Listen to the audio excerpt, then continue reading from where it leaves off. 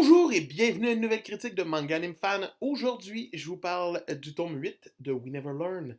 Donc, dans ce tome, on aura quelques petites aventures, une, euh, une épreuve, une pratique d'entrevue d'orientation.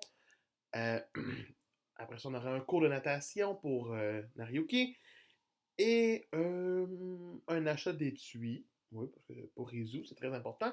Et le plus important, comme l'image du tome le dit, la fête du lycée. Donc, c'est le temps de cet événement magique avec à la prime que si tu touches la main de celui que tu aimes lors du premier feu d'artifice, les chansons que tu finisses avec à la fin. Tan, tan, tan! Prrr. Donc, oui, on ouvre le livre sur ce tombe sur l'épreuve d'entrevue. C'est un petit peu basic, un petit peu de fanservice pour qu'on voit encore Kirizu Sensei en mode je suis transformé en plusieurs fantasmes que Nariyuki peut avoir. C'est un peu étrange, un peu weird, mais c'est pas grave.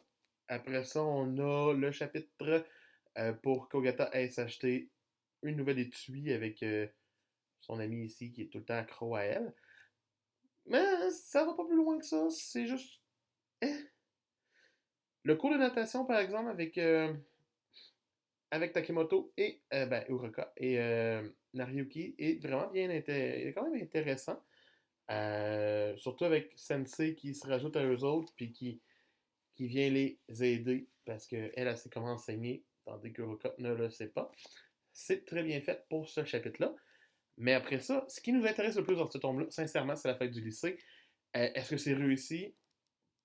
Pas mal, pas mal, pas mal. C'est un peu absurde à quel point il y a des jokes de Udon, mais de faire en sorte que chaque héroïne, les cinq, ait une mini-place à quelque part parmi les mésaventures de Nariyuki, ça reste impressionnant. Tu sais, même, oh non, elle est là, Senpai est là, mais c'est pour ça, elle est là pour l'aider. Euh, il va aider Ogata à aller vendre ses udon partout. Il va aider le concert de Ruka. Et il va même être celui qui embrasse Furuhashi à travers un costume. Tan, tan, tan, tan, tan, tan. Donc, c'est vraiment bien fait. Comme ça, on développe de plus en plus les sentiments de Furuhashi, étrangement, de Fumino.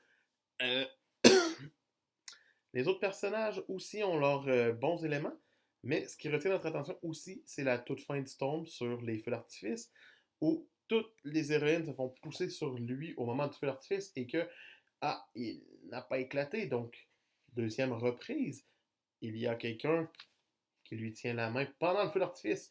Qui est-ce? C'est un mystère, c'est pas révélé dans ce tome-là.